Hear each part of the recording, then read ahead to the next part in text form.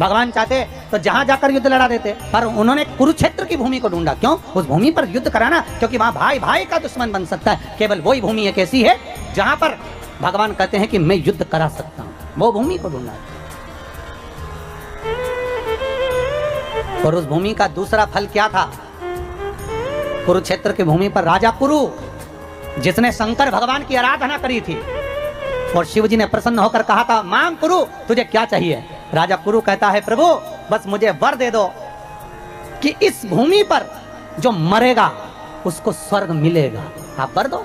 भगवान ने कहा, कुरु तू और कुछ मांग ले। राजा कुरु ने शंकर जी से कहा, नहीं नहीं प्रभु, आप तो बस इतना वर दे दो कि मेरे कुरुक्षेत्र में, मेरे क्षेत्र में, मेरी इस कुरु भूमि पर जहां पर कोई मरे उसको स्वर्ग मिले। तो भगवान कृष्ण को तो मालूम था कि शंकर जी ने वर दिया है, इस भूमि पर जितने मरेंगे बेचारे, अभी परिवार की लड़ाई में, कौरव और पांडवों की लड़ाई में ये दूसरे मरेंगे, और दूसरे मरेंगे तो इनका क्या फायदा होगा? जमीन मिलेगी तो पांडवों को, जमीन मिलेगी तो कौरवों को, ट्रैक्टर मिलेगा तो पांडवों को, ट्रैक्टर मिलेगा तो कौरवों को, मकान मिलेगा तो पांडवों को, राज मिलेगा तो पांडवों को। तो परिवार की लड़ाई में जो दूसरे मरेंगे इनका भी तो उद्धार होना चाहिए। तो भगवान ने मन में सोचा, एक काम करो, कुरुक्षेत्र में युद्ध लड़ाओ। कुरुक्षेत्र में युद्ध लड़ाएंगे तो जितने मरेंगे इनको कम से कम स्वर्ग तो मिल जाएगा। तो भगवान ने ये चतुरता कर कर कुरुक्षेत्र में युद्ध लड़वाया कि मरे तो बेकूफ।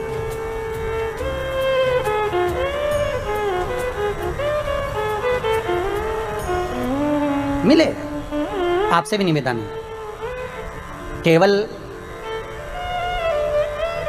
अपने लिए अच्छा ना सोचें। हमारा तो निवेदन है, रोज भगवान से निवेदन करें तो भगवान से यही प्रार्थना करें, भगवान हे पूर्ण परमात्मा, विश्व बने धर्मात्मा, एक यही बस प्रार्थना, एक यही बस प्रार्थना, दुखी ना हो कोई आत्मा, हे पूर्ण परमात्मा, सुखी रहे सब आत्मा, हे पूर्ण परमात्मा। भगवान से प्रार्थना करो। नवरात्रि चल रहे हैं, आद्य शक्ति जगदम्बा की आराधना कर रहे हो तो माँ जगत जननी से निवेदन करो कि हे माँ, पूरे परिवार का कल्याण कर, और परिवार के साथ पूरे नगर का, पूरे देश का कल्याण कर। ऐसी कृपा करना, ऐसी करुणा।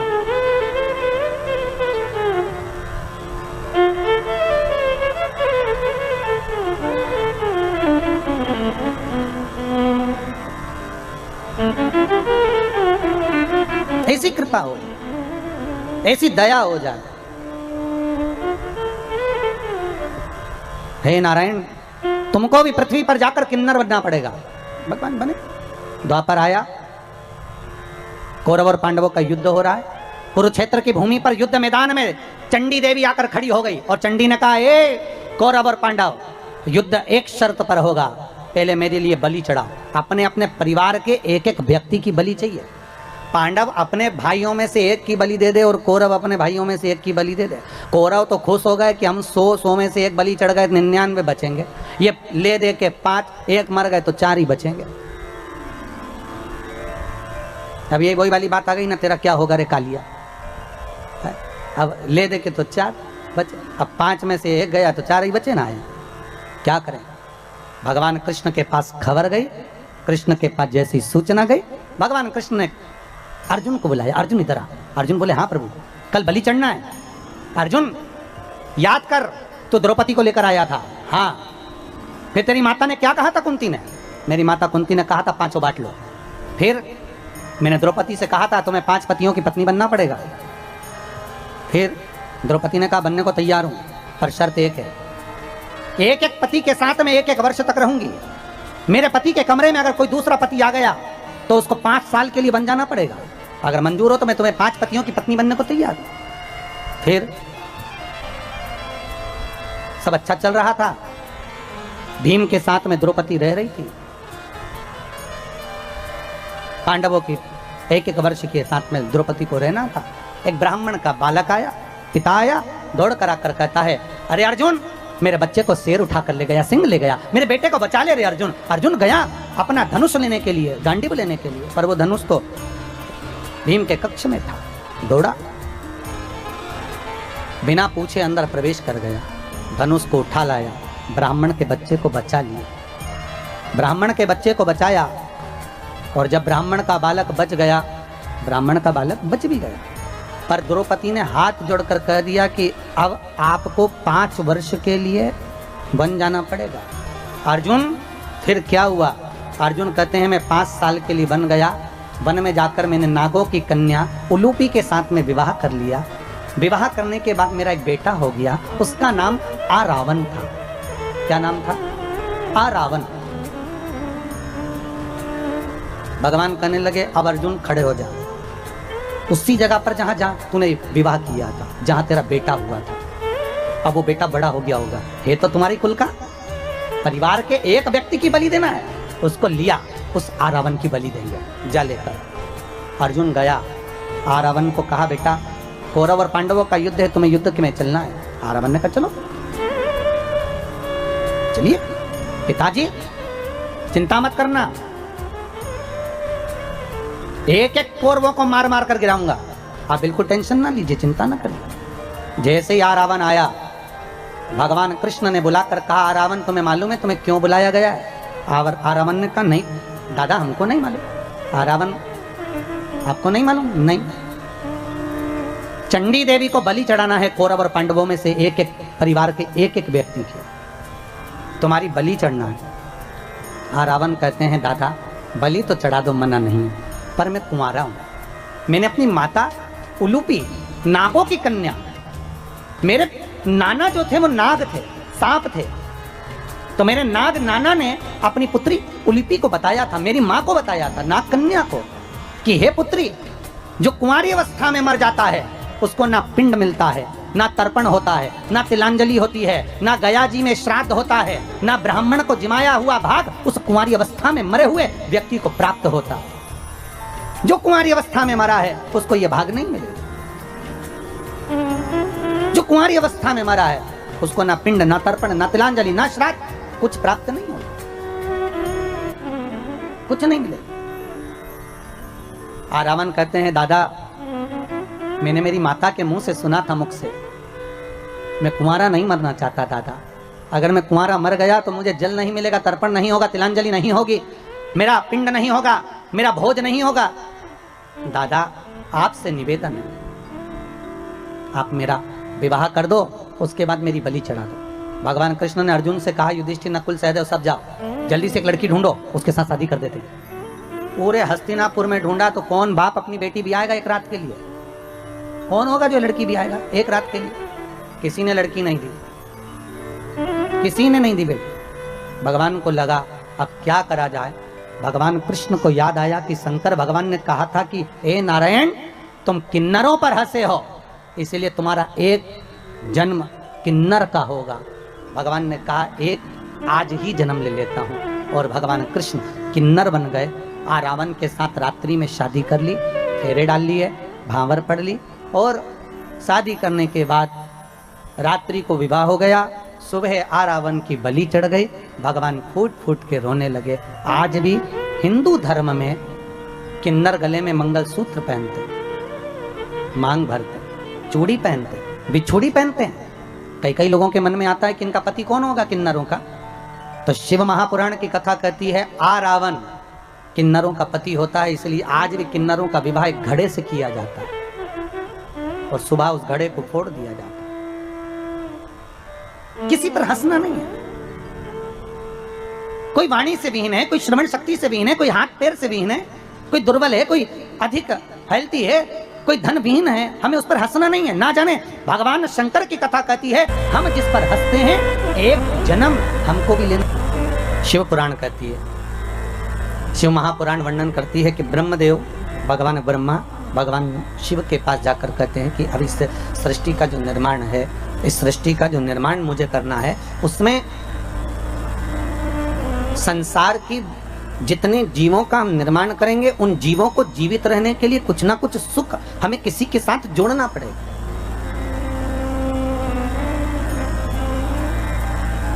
और जब तक हम इन सुख को जोड़ेंगे नहीं तब तक वो जीवित नहीं। जैसे मछली को बनाया, तो सबसे पहले जल से पूछा गया, है जल नारायण आप बताओ, हम मछली बना रहे हैं, आप इसको साथ दोगे? आपको जीवित रखना पड़ेगा इसको। तो जल ने कहा क्यों नहीं, अगर ये मछली जब तक पानी में रहेगी, जब तक जल के अंदर रहेगी, तब तक ये मछली जीवित रहेगी। अगर ये जल में है, अगर ये जल में विराजमान, तब तक ये जीवित है। बस इससे निवेदन केवल इतना है कि ये मछली जल से दूर ना जाए। मेरा संग अगर इसके पास में है, मेरा साथ अगर इससे जुड़ा हुआ है, तो ये फिर मरने वाली नहीं है, ये पक्का। ठीक है, मछली से कहा आपको जल के अंदर रहना पड़ेगा, जल का संग मत छोड़ना, तो आप जीवित रहोगी। मछली ने कहा ठीक। फिर वृक्षों को देखा, क्योंकि 84 लाख योनियों में 20 लाख योनि तो ये वृक्ष पेड़ पौधों की है। इन वृक्षों को जाकर निवेदन करा कि अब आपका हम निर्माण कर रहे हैं, पर आपका निर्माण तो कर रहे हैं, पर आपको जीवित रहना है। तो पृथ्वी से कहा कि आप इन वृक्षों को जीवित रख सकती हो? पृथ्वी ने कहा क्यों नहीं। बस बात इतनी सी है, अगर वृक्षों को जीवित रहना पड़ेगा तो पृथ्वी कहती है मुझसे जुड़ा रहना पड़ेगा। अगर ये मुझसे जुड़ी रहेंगे तो इनको मैं जीवित रखूंगा, ये मुझसे जुड़े रहे। और आप सब जानते हो, आप तो पांडेतारा के इस गांव में निवास भी करते हो और अपनी प्रकृति को स्मरण भी आप करते हो, तो आप सबको ये मालूम भी होगा कि पृथ्वी से जब तक वृक्ष जुड़ा रहता है तब तक वो जीवित रहता है, और पृथ्वी से जैसे ही वृक्ष निकल जाता है, उसकी जड़ें छूट जाती है, वैसे ही वो भी वृक्ष सूख जाता है, फिर उसका कोई महत्व नहीं रहता, फिर वो सूख, उसका महत्व समाप्त हो गया। फिर मनुष्य बनाया, मानव का शरीर का निर्माण करा। तो मानव शरीर का जब निर्माण करा तो ब्रह्मदेव ने डायरेक्ट जाकर भगवान देवादिदेव महादेव से निवेदन करा, भगवान शिव से, हर हर महादेव। भगवान शंकर ने पूछा क्या बात है ब्रह्मा जी, आज तो आप हमारे पास में आए हो क्या गया ऐसा, कैसे आना होगा? ब्रह्मा जी कहते हैं महाराज जी बस आने का कारण केवल इतना सा है कि अब हम मनुष्य का निर्माण कर रहे हैं, मानव शरीर का निर्माण कर रहे हैं, तो मानव शरीर को जीवित अगर रहना है, मानव शरीर को अगर मनुष्य शरीर को बनाए रखना है, तो उसके निर्माण में आपकी जरूरत है। शंकर जी ने पूछा वो कैसे? शिव जी से ब्रह्मा जी ने कहा कि संसार को अगर श्वास प्रदान करने वाला है, संसार को अगर दुख का नाश करने वाला है, संसार को अगर जीवित रखने वाला है, संसार को अगर मनुष्य देह को स्थिर रखने वाला है, तो वो देवादिदेव महादेव है, वो शंकर है। तो आपसे निवेदन केवल इतना है कि हम मनुष्य का जब निर्माण करें तो हमारा भोलेनाथ, हमारा शंभु, हमारा शंकर, हमारा देवादिदेव महादेव इनको जीवित रखने में संग प्रदान कर दे।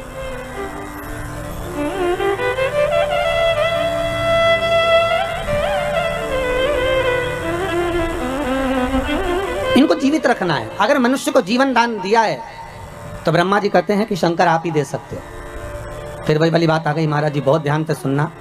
सबसे कठोर धातु लोहा, लोहे की तलवार बनती है, लोहे की गुप्ती बनती है, लोहे का फरसा बनता है, लोहे की बंदूक बनती है। सबसे कठोर धातु है लोहा। लोहा ये विचार करता है कि अगर मैं चाहूं तो संसार को नष्ट कर दूं, मैं चाहूं तो किसी को भी मार सकता हूं। पर लोहे को जब अहंकार आ गया तो लोहे के सामने अग्नि आकर खड़ी हो गई, और अग्नि ने कहा तो चिंता मत कर, तुझसे ज्यादा कठोर मैं हूं, मैं कभी भी तुझे गला सकती हूं। और लोहे को अग्नि गला देती है।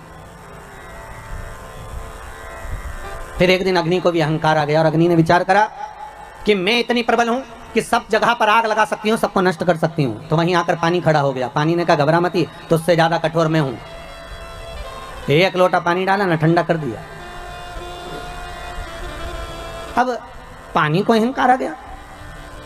पानी को लगा कि मैं सबसे ज्यादा कठोर, कहीं पर भी तहलका मचा सकता हूं, हर किसी को नष्ट कर सकता हूं, किसी को भी डुबा सकता हूं, किसी के भी घर बस्ती को मैं पानी में ले जा सकता हूं।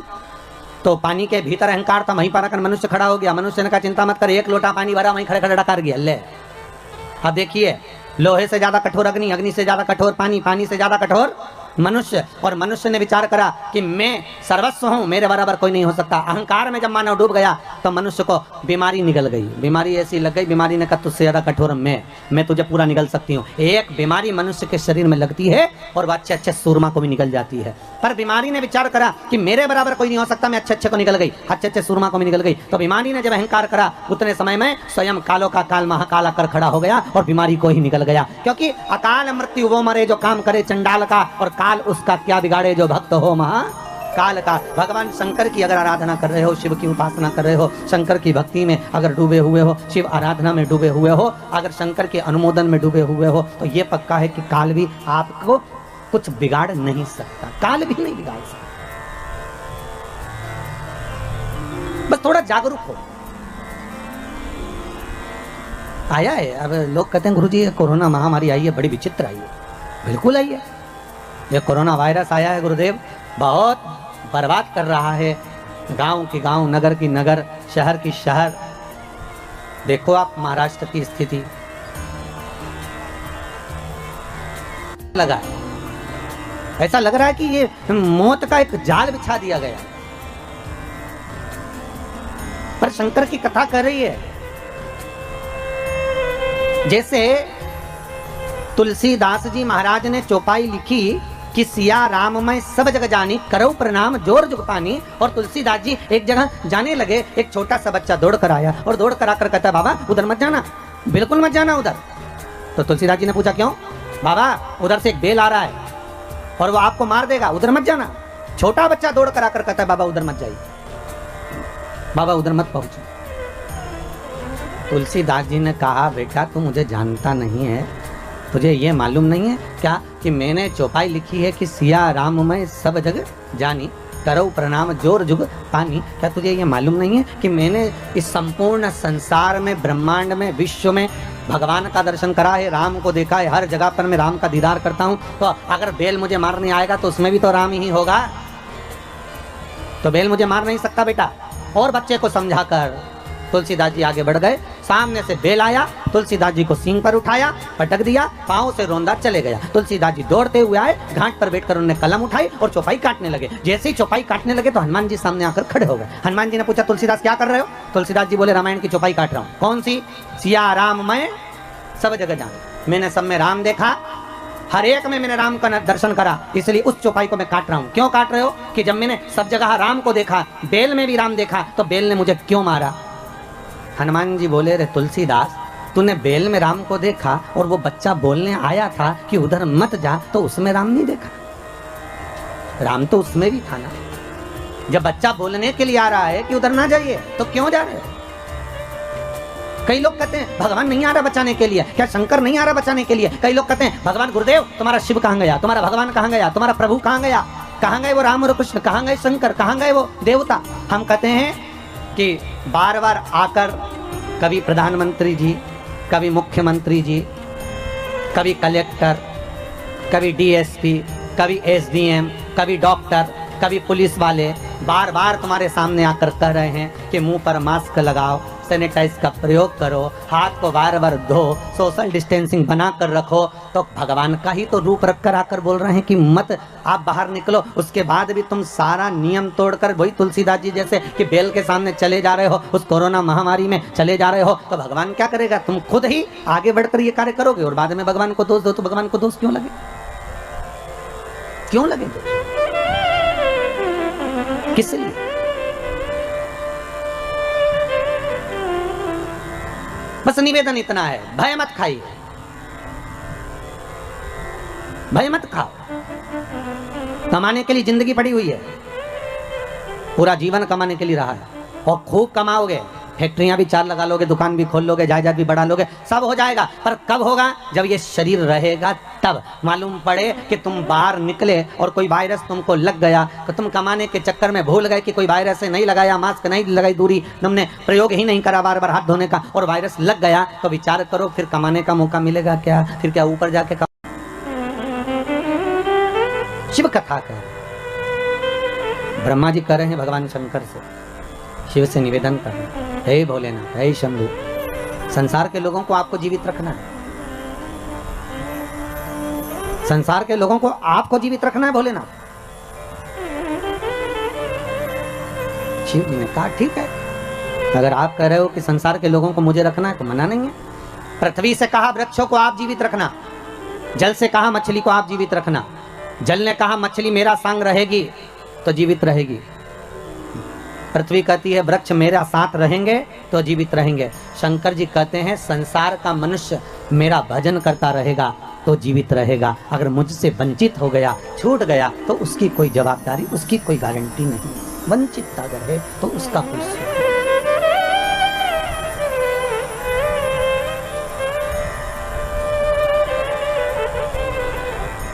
शिव स्मरण करें, शिव का अनुमोदन करें। भगवान शिव कह रहे हैं आप क्यों चिंता करते हो? ब्रह्मदेव, आपका कार्य है सृष्टि का निर्माण करना, आप निर्माण करें। तो ब्रह्मा जी के मन में आया कि मैं सृष्टि तो बना दूंगा, मना नहीं है, पर इस सृष्टि का निर्माण तो मैं कर दूं। पर दिक्कत केवल इतनी सी है कि सृष्टि बनाने के बाद इस सृष्टि को चलाने वाला कौन होगा, इस सृष्टि का निराकरण कौन करेगा, और कौन संसार के सागर में, इस मानव शरीर में हो सकता है कि इस संपूर्ण विश्व सागर में किसी को तन की तकलीफ हो, किसी को मन की तकलीफ हो और किसी को धन की तकलीफ हो, उसकी पूर्ति कौन करेगा? मान लो अगर मैंने बना भी दिया इस संसार सागर को, ब्रह्मा जी कह रहे हैं अगर मैंने बना दिया इस संपूर्ण सागर को, अगर मनुष्य की देह भी बना दी तो इसका भरण पोषण करने वाला कौन होगा?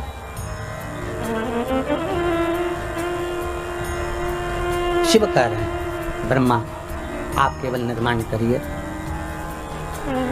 बाकी का सब शिव कह रहे हैं कि मेरे ऊपर छोड़ दी, आप मेरे ऊपर छोड़ दो। ब्रह्मा जी भगवान शंकर से विनती कर कर गए और भगवान शंकर भगवान विष्णु के पास में गए। भगवान विष्णु ने देखा कि आज शंकर स्वयं आए, स्वयं शिव। हमेशा भगवान शिव के पास में भगवान विष्णु पहुंचते थे, हमेशा। और आज स्वयं त्रिकालदर्शी शंकर भगवान विष्णु के यहाँ, तो भगवान विष्णु उठकर खड़े हो गए कि भोलेनाथ आए हैं, आइए प्रभु पधारो, आपका आगमन हुआ है नाथ। भगवान शंकर जैसे ही सामने पहुंचे तो भगवान विष्णु ने लक्ष्मी जी से कहा, लक्ष्मी संपूर्ण कार्य को छोड़ दीजिए और संपूर्ण कार्य छोड़कर आज भगवान देव अधिदेव महादेव आए हैं, उनके आदर में लग जाइए। बड़ी मुश्किल से आए हैं, बड़ी मुश्किल से प्राप्त हुए हैं, जाओ इनके आदर में, इनके सम्मान में, इनके सत्कार में लग जाओ। जय। लक्ष्मी जी सबसे पहले अगर कहीं गई तो माता लक्ष्मी ने, जैसे भगवान विष्णु ने कहा कि इनका आदर करो, सम्मान करो, सत्कार करो, तो लक्ष्मी जी अगर सबसे पहले अगर कहीं गई तो माता पार्वती के पास गई और जगत जननी जगदम्बा पार्वती जी ने पूछ लिया, लक्ष्मी कैसे आना हुआ, क्या बात है, तुम्हारे आने का कारण क्या है, तुम क्यों आई हो? लक्ष्मी जी बोली, पार्वती आज भगवान भूत भावन भूतेश्वर भगवान शंकर, आज त्रिलोकी का नाथ त्रिकालदर्शी कैलाशी अविनाशी शिव बैकुंठ में आए। पार्वती जी बोली कि शंकर और बैकुंठ?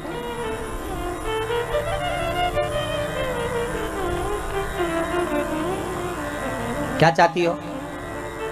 लक्ष्मी जी बोली बस चाहना क्या है, आपसे निवेदन केवल इतना है कि आप ऐसा कोई उपाय बता दो जिससे शंकर जी प्रसन्न हो जाएं, और मैं उनका आदर करना चाहती हूँ, सम्मान करना चाहती हूँ, सत्कार करना चाहती हूँ, शंकर को रिझाऊं कैसे मैं, बस इतना बता दो और कुछ नहीं।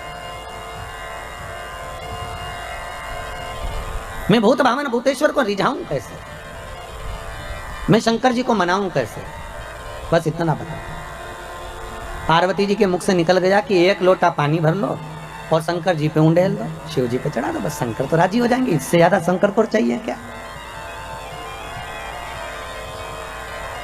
अब लक्ष्मी जी ने बड़े मन से पार्वती से कहा कि शंकर को पानी तो चढ़ा दूंगी मैं, पर एक निवेदन करूं मैं कि शिव को कौन सा जल प्रिय लगता है, हम शंकर को कौन सा जल चढ़ाने की शंकर प्रसन्न हो जाए। पार्वती, तुम्हारे घर में अगर कोई अच्छा जल रखा हो ना तो एक पात्र भरकर हमको दे दीजिए, तो हम शिव जी को चढ़ा देंगे। और शिव महापुराण की कथा बार बार कहती है कि मंदिर जाओ तो मंदिर का लोटा उठाकर, मंदिर का ही पानी भरकर, मंदिर के ही शंकर को मत चढ़ाओ। शिव महापुराण कहती है अगर शंकर को जल चढ़ाना है तो अपने घर का जल लेकर। किसके घर का जल? अपने घर का, दूसरी जगह का नहीं।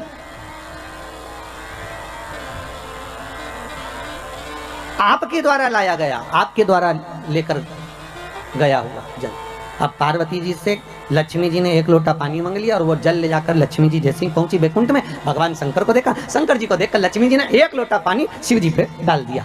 शंकर भगवान, अब अभी तो भगवान विष्णु को बोलना था हर हर महादेव, शंकर भगवान खुद बोल दिया हर हर महादेव। तो जैसे ही बोले हर हर महादेव तो भगवान विष्णु समझ गए जरूर कुछ गड़बड़ हो गई हो। तो भगवान विष्णु ने पूछ लिया भोलेनाथ जी से, प्रभु क्या बात है, आप हर हर महादेव बोल दिया। शंकर भगवान बोले बात इतनी सी है कि बताओ पानी भी हमारे घर का लेके आइए, जो चढ़ा रही है वो पानी भी हमारे घर का।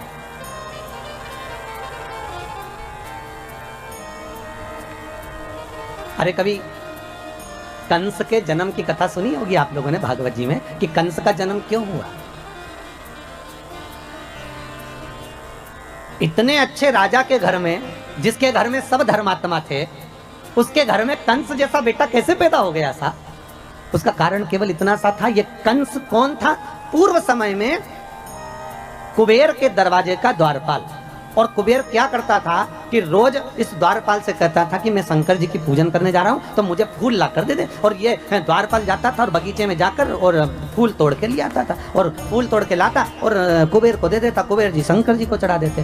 तो शंकर जी को चढ़ाते तो ये जो द्वारपाल था, ये जिसके बगीचे से फूल लाता था, ना तो बगीचे के मालिक से पूछता था, ना बगीचे के सेवक से पूछता था, ना पेड़ से पूछता था, ना वृक्ष से पूछता था, ना डाली से पूछता था, और फूल तोड़े और लेकर आया और भगवान को चढ़वा दिए। बस इसलिए तो यहाँ शास्त्र कह रहा है भले फूल लाकर उसने दिए, शंकर जी को भले चढ़े, पर गलती एक कर दी कि जिसके पेड़ थे, जिसके वृक्ष थे, जिसका पौधा था, ना तो माली से पूछा, ना पौधे से पूछा, ना वृक्ष से पूछा, अर्थात फूल की चोरी कर कर भगवान को समर्पित करवाता था। इसलिए इसका कंस का जन्म हुआ। कारण केवल इतना सा था कि अगर हम भगवान को अगर एक फूल भी चढ़ा रहे हैं, हम भगवान को अगर रिझा रहे हैं, तो भगवान को अगर फूल भी चढ़ा रहे हैं तो प्रयास करना कि पड़ोसी की अगर बाउंड्री से फूल तोड़कर ला रहे हो तो पहले पड़ोसी से पूछो क्या हम फूल लेकर चले जाएं, क्या हम फूल ले आए।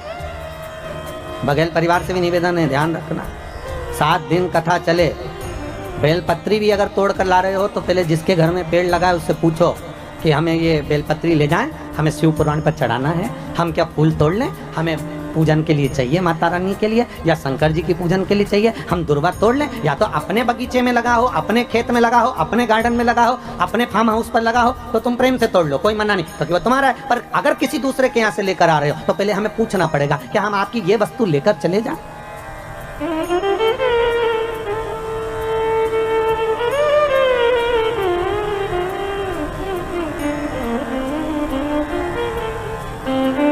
उससे पूछना पड़ेगा। अब ऐसे तो एक माताजी की चप्पल खो गई और माताजी ने कहा गुरुजी हम तो तुम्हारी कथा सुनने आए थे और हमारी चप्पल चोरी चली गई। मैंने कहा अच्छा है, भगवान ने कृपा कर दी, तेरे वैसे समय बेकार चल रहा था, तेरा शनि राहु केतु दूसरा ले गया, अच्छा भगवान ने बड़ी कृपा करी तेरे ऊपर। फिर तुम कैसे गई? आओ हम दूसरे की ले गए। मैंने कहा हे भगवान, खुद का शनि गया था, दूसरे का केतु पकड़ लाई। अब लाभ क्या हुआ ये बताओ, सुख की अनुभूति क्या हुआ है? हमें नहीं चाहिए। हम अगर भगवान को रिझा रहे हैं ना महाराज, तो शिव महापुराण की कथा कहती है अगर भगवान को रिझा रहे हो, तुम्हारे पास में कुछ है तो ठीक है, नहीं है तो ठीक है। शंकर को एक लोटा पानी हो तो चढ़ा दो, घर का हो तो चढ़ा दो। अगर पानी भी नहीं है तो शिव को रिझाने के लिए 3 बार ताली बजा दो, चल जाएगा। इतना भी नहीं है तो बेलपत्र चढ़ा दो, बेलपत्र भी नहीं है तो शंकर पे चढ़ी हुई बेलपत्र उठाकर धोकर वापिस शंकर को चढ़ा दो, और बेलपत्री भी नहीं है तो शंकर को प्रणाम कर लो। इतना भी नहीं कर सकते कि मंदिर के अंदर भी नहीं जा सकते तो मंदिर के दरवाजे को प्रणाम कर लो, मंदिर के दरवाजे को भी प्रणाम नहीं कर सकते तो मंदिर के शिखर को प्रणाम कर लो। शिखर दर्शनम सर्व पाप नाशनम, बस इतना भी कर लिया। और ये भी नहीं कर सकते तो शिव महापुराण की कथा कहती है भूल से भी शंकर के मंदिर के सामने से निकल कर चले जाओ तो भी शंकर करुणा कर देता है, तो भी शिव कृपा कर देता है। मात्र निकल कर जाने पर भी शिव की करुणा, शिव की कृपा हो जाती है। मात्र उसके दरवाजे के सम्मुख से निकल कर चलेगा वही सुख हो गया। महाराज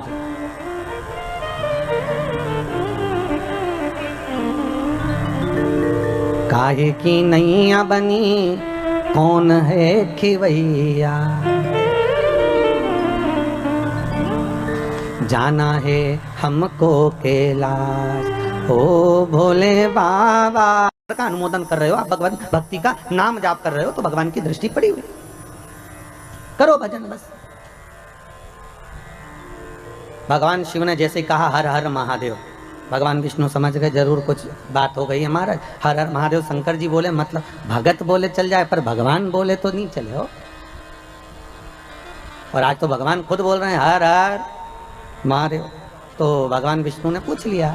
अब मन में बात रह भी नहीं चाहिए, रख के करो क्या। एक गुरु के सामने, माता पिता के सामने, घर के बुजुर्गों के सामने, घर के बड़े के सामने अपने दिल की बात कह देना चाहिए। और अगर किसी से नहीं कहो ना तो गुरु से तो कह दो, या अपने जो इष्ट हैं, अपन जिनको मानते हैं, अपन जिसको पूजते हैं उसके सामने कह दो। अपने दिल की बात कहने में पीछे नहीं हटना। ये पत्र आया देखो आप, लाए ना आपसे हमारा कभी मिलना हुआ, ना आप हमें जानते, बस केवल टीवी चैनल के माध्यम से आपने कथा सुनी है और उस मंत्र को जपा जिस मंत्र को इस शिव महापुराण का गुरु मंत्र कहा जाता है। भागवत का मूल मंत्र है ओम नमो भगवते वासुदेवाय और शिव महापुराण का मूल मंत्र है श्री शिवाय नमस्तुभ्यम। हम बार बार लोगों से कहते हैं अगर दुख आया है ना, तकलीफ आई है ना, कष्ट आया, माना ये कोरोना जैसा वायरस आ गया, कई लोगों के प्राण छूटे जा रहे हैं, उनसे निवेदन है इस मंत्र को मत छोड़ो, आप जपते रहो साहब, आप जपते रहिए। आप जितना स्मरण करोगे इस मंत्र का, अरे विचार करो, राजा श्वेत के प्राण लेने के लिए यमराजा गया और राजा श्वेत को नहीं मालूम कि मेरी मृत्यु अभी लिखी है। 21,600 श्वास में से कौन सी श्वास आखिरी है ये किसको मालूम है साहब, किसको मालूम। कौन सा दान, कौन सा पुण्य, कौन सा भजन, कौन सा संकीर्तन, कौन सा मंत्र जाप हमारे कब काम आ जाए ये किसी को नहीं मालूम। एक राजा के मन में आया कि मैं राजा हूं पर मुझे ये नहीं मालूम कि मरने के बाद होता क्या है, मेरे को जानना है कि मरने के बाद क्या होता है। तो राजा ने अपने मंत्रियों को बुलाया कि तुम मरो और हमें खबर दो। तो मंत्री ने सोचा बताओ मर जाएंगे तो खबर कौन देगा, नहीं हमें मालूम करना है कि मरने के बाद क्या होता है, हमें तो उसकी खबर चाहिए। अब नगर में एक बहुत कंजूस व्यक्ति रहता था, उसने सोचा पैसा खूब मिलेगा, राजा बोल रहा है मुंह मांगा धन दिया जाएगा जो ये बता दे कि कब्र के अंदर मरने के बाद क्या होता है, अंदर कब्र के अंदर मरने के बाद क्या होता है। तो उस कंजूस ने सोचा एक काम करते हैं, पैसे के चक्कर में पैसा तो मिल जाएगा ना, एक काम करते राजा से कह देते हैं कि मुझे कब्र में दफना दो, जैसे एक मुर्दे को लेकर जाते हैं वैसा मुझे लेकर जाओ और कब्र के अंदर मुझे दबा, ठीक है। फिर मैं आपको 7-8 दिन बाद बता दूंगा कि अंदर हुआ क्या, बस थोड़ी सी सरंग छोड़ देना, उसमें से हवा अंदर आती रहे, मैं फिर 10 दिन बाद बता दूं, ठीक। राजा ने कहा कर दो। कंजूस ने सोचा मुंह मांगा धन मिलेगा।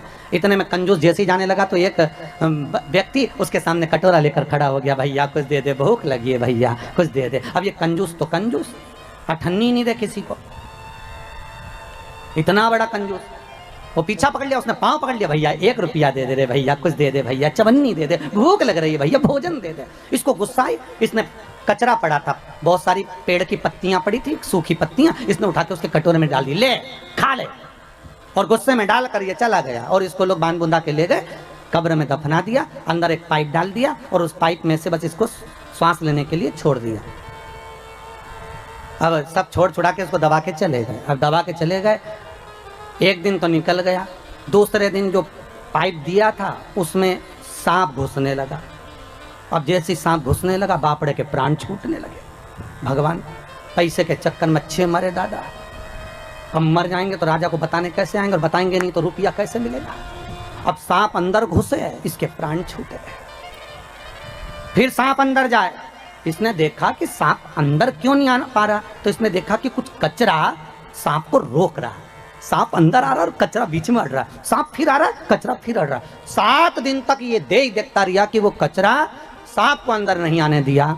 7 दिन बाद इसको निकाला गया, राजा के सामने खड़ा किया गया। राजा ने पूछा बताओ क्या होता है कब्र में मरने के बाद। तो उस कंजूस ने कहा बस यही होता है कि जो हमने दान किया होता है वो हमारे आड़े आकर खड़ा हो जाता है। मैंने कचरा दान दिया था तो सांप को कचरे ने ही रोक दिया है।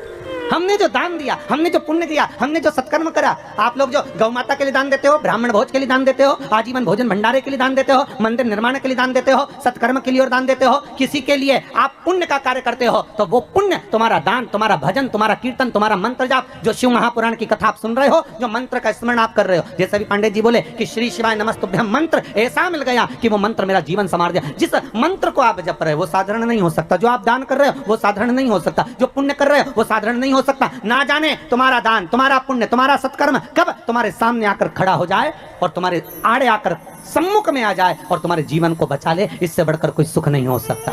इसलिए बारंबार जपते रहें श्री शिवाय नमस्तुभ्यम, ये मंत्र का जाप नित्य करते रहो, स्मरण में डूबे रहो। ये भाग है हमारा, ये पुण्यता है। आज शंकर भगवान स्वयं करें हर हर महादेव। भगवान शिव ने जैसी हर हर महादेव बोला तो पूछ लिया कि हर हर महादेव भगवान आप बोल रहे हो। भगवान विष्णु ने पूछा कारण क्या है? भगवान बोले कारण केवल इतना सा है कि दूसरी जगह का जल लाकर चढ़ाया, लक्ष्मी अंदर से लाकर एक लोटा पानी चढ़ाती तो मुझे सुख मिल जाता, मुझे नहीं चाहिए भाई। शंकर की सारे देवी देवताओं को तो लड्डू भी चढ़ाओ, चुंदड़ी भी चढ़ाओ, आभूषण भी चढ़ाओ, शंकर जी को तो बेलपत्री चढ़ाओ, फूल चढ़ाओ, पानी चढ़ाओ, नी भी हो तो 3 बार ताली बजाया वो भी नी बने तो हर हर महादेव बोल दो, उतने में शंकर राजी हो जाते हैं। इससे बढ़कर कृपालु और काम मिलेगा ये बताओ। अरे वो चोरी करने के लिए चोर गया शंकर जी के मंदिर में और चोरी का सामान नहीं था, उजाला करने के लिए कोई वस्तु नहीं थी, तो खुद का कपड़ा जलाया, त्रिशूल में लपेट कर आग लगा के चारों तरफ देख दिया चोरी का सामान। और शंकर भगवान प्रसन्न हो गए, मांग तुझे क्या चाहिए? चोर बोला मैं तो चोरी करने आया था। शंकर भगवान बोले हम तो ये नहीं जानते कि तुम चोर हो कि कौन हो, पर तुमने हमारे मंदिर में शिवरात्रि के दिन उजाला करा, प्रकाश करा, दिया जलाया, आरती करी, मांगो क्या चाहिए? उसने कहा मैं मांगना नहीं जानता। शंकर भगवान ने कहा ठीक है तो मैं तुझे कुबेर का सिंहासन दे देता हूँ, जा कुबेर की कुर्सी पे तू बैठ जा। और चोर चले गया कुबेर की कुर्सी पर और कुबेर से जाकर कहा तुम नीचे उतरो। कुबेर ने बोला तू कौन? कि मैं चोर। तो तू चोर यहाँ कहां से आ गया? तो कि शंकर जी ने भेजा। कुबेर बोला मैं हड़ताल करूंगा। चोर बोला जो करना करो। शंकर जी ने बोला कुर्सी से नीचे उतरो, हम बैठेंगे। और चोर को कुबेर की कुर्सी पर बिठा दिया। कुबेर भगवान विष्णु के पास गए, नारायण नारायण। भगवान विष्णु ने पूछा क्या हो गया? शंकर भगवान के मंदिर में किसी ने रात को अपना कपड़ा जलाकर आरती उतार दी, शंकर जी ने उसको कुबेर बना दिया और मुझे नीचे उतार दिया, बताओ आप हमारी कुर्सी वापस दिलाओ। भगवान विष्णु बोले उनके मामले में हम कुछ नहीं बोल सकते, उनके मामले में हम नहीं बोलेंगे। क्यों? भगवान विष्णु बोले नारायण कहते हैं मैं उतना देता हूं जितना भाग्य में लिखा होता है, ब्रह्मा उतना देते हैं जितना कर्म में लिखा होता है, पर शंकर ना कर्म देखते हैं ना भाग्य देखते हैं। शंकर तो बस इतना देखते हैं कि मुझे दिल से रिझा लिया तो उन्होंने तुरंत उठाकर कुबेर बना दिया, मर्जी उनकी। कुबेर ने अपनी धर्मपत्नी से बोला सुन अपने पास में इतनी दौलत है पर आज तक कोई अपने घर में आकर देखता ही नहीं कि अपने पास कितना है। तो पत्नी ने बोला क्या करोगे? कुबेर बोला एक काम करते सबको निमंत्रण दे देते भोजन करने का। अच्छा दे दो। सारे देवी देवताओं के घर में निमंत्रण दिया है, सिगरी निमंत्रण। सिगरी निमंत्रण मतलब तुम्हारे यहाँ चूल्हा मत जलाना। सा परिवार भगवान विष्णु, सा परिवार ब्रह्मा, सा परिवार इंद्र, सा परिवार वायुदेव, जलदेव, सब सा परिवार, और सबको निमंत्रण दिया पर शंकर भगवान को भूल गया। जिसने कुबेर का पद दिया था उसी को भूल गया। नारद जी ने आकर कहा कुबेर जी शंकर जी को बुलाया, भूल गए, आप जाओ बुलाने। शंकर जी आ जाएंगे? अब जाएंगे तो जाओ जाओ बोलो निमंत्रण तो दो। दौड़ कर गया, हर हर महादेव। शिव जी ने पूछा क्या बात है कुबेर? कुबेर बोले महाराज जी हम सबको निमंत्रण दिया है थे, तुम्हें भूल गए थे। फिर नारद जी ने कहा तब हम आए। अब बताओ किसी को निमंत्रण देने जाओ तो ऐसा बोलना चाहिए? अगर भूल गए थे तो ये बोलना ही नहीं चाहिए कि भूल गए थे, ये बोलना था कि परिवार के लोग हो, घर के लोग हो, इसलिए अपने घर वालों को बाद में भी निमंत्रण दिया जा सकता है। पर वहां जाके क्या कर भूल गए थे, वो तो नारद जी ने याद दिलाई इसलिए हम कहने आ गए। अब बुरा लगेगा कि नहीं लगेगा? अरे बोलो तो, वो तो शंकर जी थे। पांडे तारा की माता होती तो पहले कहते थे, हमको तो बहुत बुरा लगा भैया, बताओ इतनी बाद में बुलाया हम। अरे बुरा लगेगा नहीं लगेगा? अगर कोई तुमसे कहे कि हम तो बस भूल गए थे और तुमको बाद में बुलाने के लिए आ गए, अच्छा नहीं लगेगा। शंकर भगवान ने कहा क्या चाहते हो? आप हमारे यहाँ भोजन करने आओ। शंकर जी बोले देखो ये जो बड़ी बड़ी पार्टियां होती ना इसमें मैं नहीं जाता हो।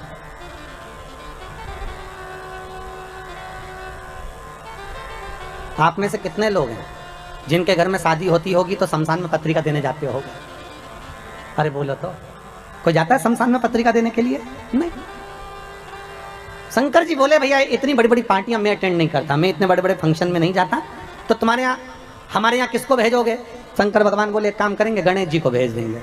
इतने में कुबेर बोला इतना सा गणेश क्या खाएगा? शंकर जी ने मन में सोचा खाएगा तो तुझे ही मालूम पड़ जाएगा, अभी तूने देखा क्या, इतना सा गणेश हमारे यहाँ क्या खाएगा? फिर भी अब आप बोल रहे हो तो भेज देना, ठीक है, हो कोई बात नहीं। इतने में कार्तिकेय ने जाकर माता पार्वती जी से कह दिया, माँ पिताजी ने बताओ भोजन करने के लिए गणेश जी को भेज रहे हैं, घर का बड़ा बेटा मैं हूं तो मुझे भेजना चाहिए ना। पार्वती जी ने शिव जी से पूछा आपने कार्तिक को क्यों नहीं भेजा? शंकर भगवान बोले पार्वती तू नहीं जानती कि किसको कहाँ भेजना है, जब एक ही तारीख की 2-4 शादियां होती है तो किसको कहाँ भेजना है ये घर की अम्मा बोलती है कि बेटा वहाँ चले जाना, बड़ा छोरा वहाँ चले जाना, बड़ी बहू वहाँ चले जाना, छोटा बहू छोटा छोरा वहाँ चले जाना, तो वो घर की जो माँ होती है पिता होता है ना वो भेजते हैं, ठीक है। तो शंकर जी ने बोला मेरी मर्जी में क्यों भेज रहा हूँ। जैसे ही गणेश जी आए शंकर जी ने कहा गणेश हाँ पिताजी कुबेर के यहाँ भोजन करने जाना है। गणेश जी बोले मुझे मालूम था इसलिए 1 हफ्ते से कुछ नहीं खाया है, 1 हफ्ते से नहीं खाया। शंकर जी मन में सोचे औलाद तो हमारी है, जब जाने की कहीं खुशी होती है ना तो लोगों को भूख नहीं लगती है। गणेश जी ने भी छोड़ दिया था खाना, और जैसे ही शाम को 7 बजे निमंत्रण चालू होना था गणेश जी पहुंच गए 4 बजे। कितनी बजे पहुंचे? 4 बजे। और जाते सी आवाज लगाए कुबेर भैया, ओ कुबेर भैया। अब कुबेर जी तो नहीं आए, कुबेर जी की पत्नी आ गई, क्या बात है? गणेश जी बोले भोजन करने आए। अच्छा।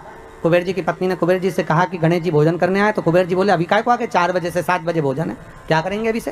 तो हमें नहीं मालूम, पर वो अभी से आ गए। तो कुबेर जी बोले काम करो कि जितने लोग जिम के जाते जाए उनको जिमा दो और जाने दो, उनको खिलाओ और जाने दो, उनको खिला दो, खिला दिया जाए उनको, ठीक है।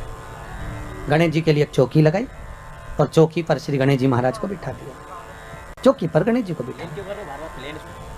और जैसे ही चौकी पर गणेश जी को बिठाया गणेश जी से कहा खाओ, थाली लाकर रख दी, भोजन करना प्रारंभ करो। अब गणेश जी ने करना प्रारंभ किया तो गणेश जी कुबेर जी से पूछे भैया खाएं? हाँ खाइए। भाभी जी खाएं? हाँ हाँ खाइए। और गणेश जी ने जो खाना चालू करा 33 कोटि देवताओं का भोजन 15 मिनट में निपटा गया। 15 सब खा गए सारा। कुबेर जी की पत्नी दौड़ते हो कुबेर जी के पास पहुंची, प्रभु प्रभु। कुबेर जी ने पूछा क्या हुआ? गणेश जी को क्या हुआ? नहीं वो उसको कुछ नहीं होने वाला, वो तो खाने में लगा है। भोजन सब समाप्त हो गया, सूखा सामान रख लिया। कुबेर के भंडार में जितना भंडार भरा था सारा के सारा ले जा के रख दिया, सब खा दिया। 20 मिनट में तो सब समाप्त। और आवाज लगा के बोल रहे भाभी ले आओ। भाभी मन में सोचे चूल्हा में जा काला, अब लाए तो क्या लाए, कितना खिलाए। चूल्हे पे बना बना कर थक गए पर खाना बंद नहीं कर रहा, बड़ी आफत हो गई। भाभी ले आओ। भाभी दौड़ कर गई कुबेर जी के पास। कुबेर जी ने पूछा क्यों क्यों घबरा क्यों रही है, हुआ क्या ये तो बता। बस वो मांग रहा है, सब समाप्त हो गया। देव ऋषि नारद आकर बोले श्रीमन नारायण क्या हो गया? नारद जी जैसे ही बोले तो कुबेर जी बोले तुम्हारे कारण हुआ है, हम जा ही नहीं रहे थे निमंत्रण देने, और निमंत्रण देने चले गए तो उन्होंने अपने बेटे को भेज दिया, और बेटा खाने में ऐसा जुटा है उठने का नाम ही नहीं ले रहा। इतने में नारद जी बोले पिताजी के पास वापस चले जा। शंकर जी के पास कुबेर जी जाकर बोले प्रभु सब खा गया वो गणेश, सब खा गया, कृपा कर दो। शंकर भगवान ने एक दुर्बा तोड़ी और दुर्बा तोड़कर तुरंत कुबेर जी को दी, और कुबेर जी को देकर कहा ये गणेश जी को दे देना, ठीक है ले जा। अब कुबेर जी ने मन में सोचा खाया इतना सारा है तो एक दूबा से क्या होगा। कुबेर जी और दूबा तोड़ लिया तो दूबा का बंडल बना कर ले गए और गणेश जी को दिया, और गणेश जी से कहा ले पिताजी ने भेजा। और जैसे ही गणेश जी ने दूबा ली और मुख में सूंड में रखी, और रखने के बाद गणेश जी खड़े होकर पेट पे हाथ फेर के बोले कल का टाइम और बता दो। कुबेर जी हाथ जोड़कर बोले जब तक कोई बुलाए नहीं तो जाना ही मत। उस दिन से गणेश जी का नियम है कि गणेश जी को लोग विराजमान भी करते हैं और गणेश जी को लोग विसर्जन भी करते हैं, विराजमान भी कर रहे हैं और विसर्जन भी। अहंकार आ जाता है व्यक्ति को, कभी कभी अभिमत्ता चरम तक पहुंच जाती है। सम्मुख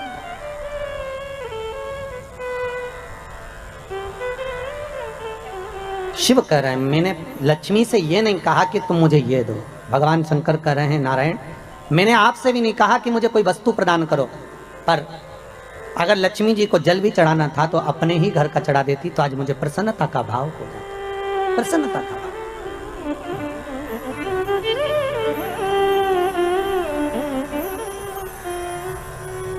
ब्रह्मदेव के कहने पर भगवान शंकर भगवान विष्णु के यहाँ गए।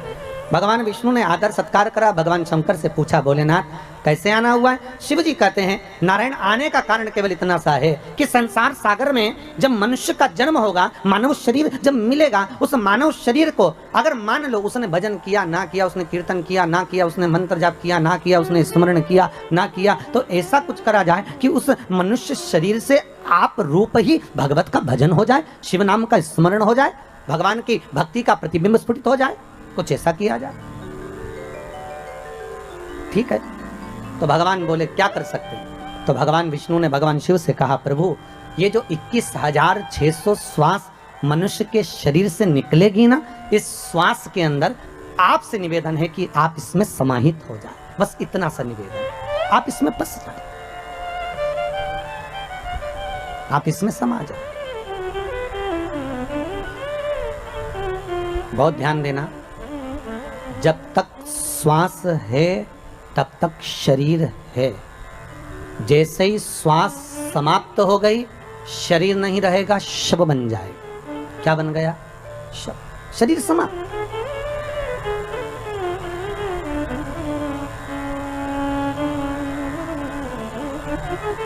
फिर वो शरीर नहीं रहा है, वो केवल एक शव बन गया, उसका मूल तत्व समाप्त हो गया। श्वास में शिव है। शंकर की कथा कर रही है, ये जो श्वास है शिव कर रहे हैं, इसमें मैं समाहित हो जाता है, ओंकार समाहित हो जाता है। इसलिए बार बार आपको फिर निवेदन कर रहे हैं कि देखिए, परमात्मा को हर बार धन्यवाद देना ना भूले, हर क्षण में हर पल में उस परमात्मा को धन्यवाद देते रहो। जरा अखबारों को, टीवियों को खोल कर देखिए, कई जगह आपको मिलेगा कि वहाँ ऑक्सीजन कम पड़ गई, ऑक्सीजन की टंकी कम पड़ गई। जरा विचार करो, एक मरीज को ऑक्सीजन की एक टंकी खत्म हो जाती है, समाप्त हो जाती है, तो पूरा परिवार हॉस्पिटल में खिन्न भिन्न हो जाता है। उस विचार करिए कि उस परमात्मा ने इस प्रकृति को बनाने के लिए कितनी ऑक्सीजन दी होगी और किस तरह से निशुल्क देकर इस संसार सागर में कितनी ऑक्सीजन देकर संसार के लोगों को जीवित रखा होगा। उस परमात्मा को बारंबार धन्यवाद देना चाहिए कि ये तेरी कृपा से हो रहा है, ये तेरी दया से हो रहा है, ये तेरी करुणा से हो रहा है, और तेरी करुणा बिना कुछ नहीं हो सकता, ये तेरे द्वारा प्राप्त हो रहा है। महाराज, हर पल, हर घड़ी, हर क्षण, हर श्वास में शिव का धन्यवाद दिया। चंचुला देवी ने बारंबार धन्यवाद दिया, बारंबार। चंचुला देवी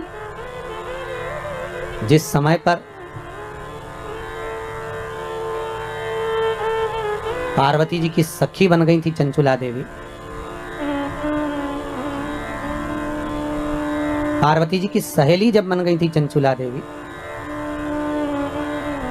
बस इतना कर्म चंचुला देवी ने जरूर करा था कि पति का साथ दिया, पति चोरी कर कर लाया, धन ला कर दिया, उसका भोग करा, पर सत्कर्म नहीं कर पाई। चंचुला कभी दान पुण्य धर्म नहीं कर पाई, अपने भोग में लगी रही, अपने भोग में। और जब अपने ही भोग में लगी रही, कोई सत्कर्म नहीं, कोई पुण्य नहीं, चंचुला ने कुछ करा ही नहीं। पर जब प्राण छूट गए, शिव महापुराण की कथा के रस तत्व में डूबने के बाद चंचुला के जब प्राण छूट गए, तब चंचुला देवी पहुंची भगवान शंकर के कैलाश धाम पर, और पार्वती जी की जब सखी बन गई, तब पार्वती जी से बारंबार बस एक बात कहती रही कि कुछ ऐसा कर दीजिए कि मेरा पति जो प्रेत योनि में पड़ा हुआ है, वो प्रेत योनि से मुक्त हो जाए, वो प्रेत योनि से छूट जाए। इतनी कृपा बस कर दो कि वो प्रेत योनि से मुक्त हो, प्रेत योनि से छूट जाए। ऐसी करुणा, ऐसी कृपा, ऐसी दया आप कर दीजिए। ठीक है,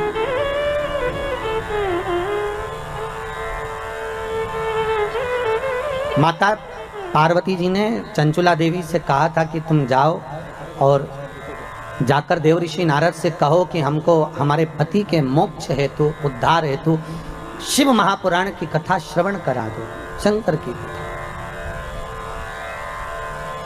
देव ऋषि नारद ने मना कर दिया था कि मैं शिव महापुराण की कथा नहीं सुना सकता, क्योंकि मुझे श्राप लगा है, मैं एक जगह बैठ नहीं सकता। कथा मेरा मित्र सुनाएगा, तुम रुका। आप लोग यदि कभी साउथ में गए हो, दक्षिण में, तो दरवाजे पर, शंकर जी के मंदिर के दरवाजे पर 2 मूर्ति आपको नजर आएगी, एक देवऋषि नारद की, एक तुमरुका जी की। जैसे देवऋषि नारद के हाथ में करताल है, वीणा है, उसी तरह तुमरुका जी के भी हाथ में करताल है, वीणा है। बस नारद जी और तुमरुका जी में अंतर यह है कि नारद जी का जो स्वरूप है वो मनुष्य जैसा है, और तुमरुका जी का जो मुख है वो घोड़े का लगा हुआ। कभी कभी आपने ऐसा मुंह देखा होगा, ऐसा शरीर देखा होगा कि हाथ में करताल है, वीणा